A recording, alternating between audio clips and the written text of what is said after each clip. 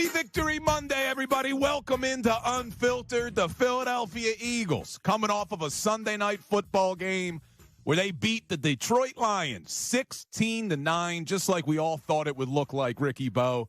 A very low-scoring affair. Silvana called it. Eagles improved to 8-2. And we will get to some of the issues with the offense in a second. But I want to start the show talking about the dominant defense for your Philadelphia Eagles, because they officially declared last night that this is a Super Bowl caliber defense. 1 week removed from holding the Green Bay Packers to 7 points at Lambeau Field, they come back on a short week, mind you, against the number 2 offense in the NFL in the Detroit Lions, and they hold them to 9 points, and 3 of them were essentially a gift late in the game when the Eagles got stopped on a 4th and short in their own territory. This defense is legit. This defense is capable of carrying this team to a Super Bowl, and this defense, under the tutelage of Vic Fangio, who is turning into a god in this town, could potentially be better than last year's defense was. And I can't believe I'm saying that after all of the pieces they lost. This defense is the real deal, Ricky Bo. I'm going to bring this up because I like to go out watch the games because I have fantasy football, right? So I'll go out watch all the games. So the 1 o'clock games, obviously the Eagles aren't playing until 8:20. I go out and watch the 1 o'clock games, and I'm watching these teams. You know the one thing that's different when you watch the Eagles defense and you watch anybody else's? What's that? They don't gang tackle the other teams. The Eagles, one guy hits, and it's like by the way, it's like a shark bites out of a fish that's sitting there, and then they all come in and get him. That's what it reminds me of with the Eagles defense. They swarm, they hit. That's one thing that's also missing from other teams. They get that one hit, and then they do the old push down. The Eagles get 1 hit, 2 hits, 3 hits until they knock you down on the ground. I think this team is hungry. I love the way the defensive line is. You look at Jalen Carter, you look at Jordan Davis, Mauro Ojomo. These guys are basically what I would call the trendsetters for this team. Because, number one, those guys are getting double-teamed all the time. At least one of them is getting double-teamed on every play, which opens up what? As long as they're hitting the right holes, opens up the linebackers to be free to hit a running back in the running game. The other part is you bring in Jalen Phillips now. This guy is legit. He's quick on the outside. He could play the run on the outside. Picked up a sack last night. Nolan Smith is the other part of that who's kind of solidified that whole front line. And Nakobe Dean, you keep bringing this up. He can't be missed on the defense. Incredible. This is a guy, and it's, I don't believe, you know what, he comes back and all of a sudden the defense is a lot better. That's legit. This is a guy that's a legit linebacker that knows exactly what he's doing. Zach Bond has been fantastic since he's come over here, but it's almost like Vic Fangio is that evil scientist that when he got all his pieces together, these other teams are absolutely screwed. Yeah, I mean, you're spot on. You look at this defense, and going back a couple of weeks ago, there were a few weak links on the defense. You could have looked at the defensive line, especially the edge rushers, and say, okay, that's a weak position on this team. You could have looked at the cornerback opposite Quinyon Mitchell and said, all right, well, that is a weak position on this team. You could have even looked at the safety position with a rookie back there in Drew Makuba. All right, that could be a weak link on this team.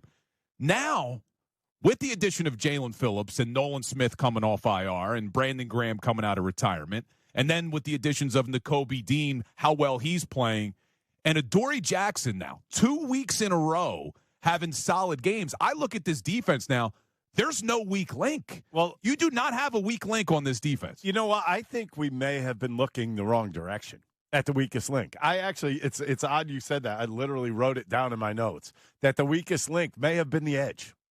It may have been the edge. And it's been fixed. And it's fixed. Are you kidding me? Jalen Phillips. I mean, this guy is a monster. Nolan Smith obviously comes off of the IR. There's your 2 starting edge guys right there. Jalix Hunt has been good. So, I mean, you know, the one thing that you do have now is a defense that isn't going to give much up. I think we saw that again last night. Do you remember my biggest thing about what the defense needs to do early in the game? Is basically let Jared Goff know you're there. And that's exactly I think what they did a pretty damn good job of that. Yep, that's exactly what they did. As we're staying with the positive, we'll get to some of the negatives shortly. I don't want to say I told you so about Dan Campbell, but my God, did I tell you so about Dan Campbell. I remember I looked right into this camera, said it right into this microphone. I said, as much as I loved the way Dan Campbell was handling the week with his team, that you'd be sitting there on Sunday Night Football, and Dan Campbell would do something where you said, you know what, Bill was right.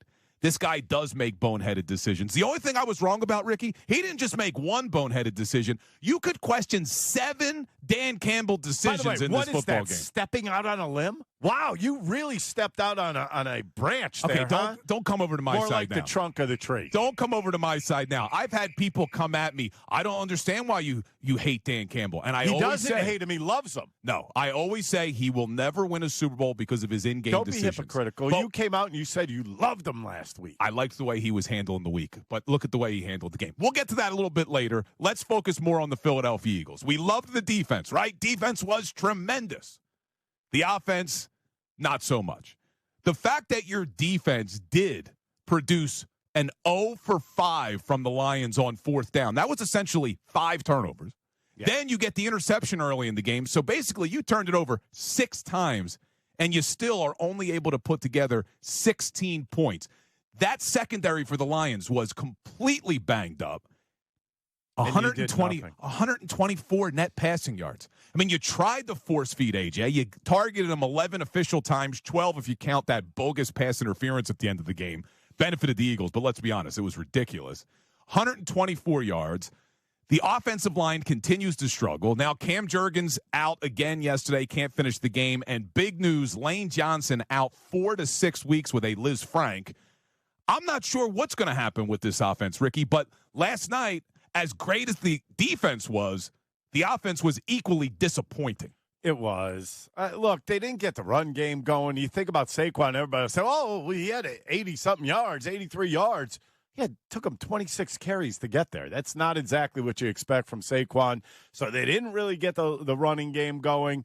The passing game was atrocious. I mean, and I will say this. Jalen hit some guys in the hands early on in the game, and there were some drops early on in that ball game. So Dallas Goedert dropped an easy one. You know, I thought A.J. Brown probably should have had 2 more catches than he did in the game, so he dropped a couple. Everybody was on that bandwagon. And the one thing that was really disappointing, I mean, Devontae Smith, 5 targets, 1 catch. Yeah, he had a couple drops, too, in this game. Yeah, 1 catch. I don't know what was going on. And this is an odd thing to say, and I might as well say it because I'm odd anyways. Have you noticed that their worst 2 games offensively have been in cold weather? Aren't we a cold weather team here in Philly? I mean, it wasn't cold when they were completely shut down for a half against the Rams. No, I mean, they haven't looked good all year. Yeah, though. But they made up for it in the second half of that game. They showed up in the second half. These last 2 games, they have been pretty much non-existent. No, that's a good point.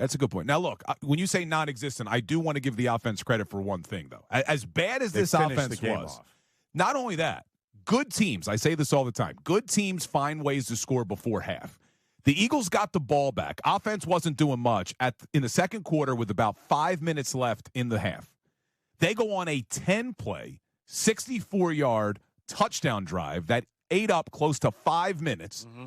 They scored a touchdown. They go up 13-6, and with the way your defense was playing, to go in the half with that lead, it felt like it was going to be insurmountable for the Lions to overcome, and it turned out to be. That was a great drive by the offense. But all in all, Ricky, even though the offense didn't look great, even though they let the Lions off the hook a bunch, after the game last night, Nick Sirianni talked about what they take pride in as a team. Listen to the head coach. I'd like to win every game by 30 points. I don't think that's a reality of the NFL. I think we take a lot of pride in just winning, period. That's all this thing's about, right? I've been on the other side where you lose, you're sick about it, right? That doesn't mean, again, that you don't go to work like a madman the next day and try to fix everything that made it not big, whatever, a 2-score win or a 3-score win. But we take pride. I think the answer really, Zach, is we take pride in winning. All right, they take pride in winning. He does. Not maybe all of them, right? Well, look, I think they all take pride. If you have 53 guys, you know that whole defense takes pride in a win like this. So, you know what? When you look at the defense the last 2 games, ecstatic. I mean, if you think about this, Bill, if you're on that defense, aren't you like, wow, we're kicking some ass out here. This is awesome.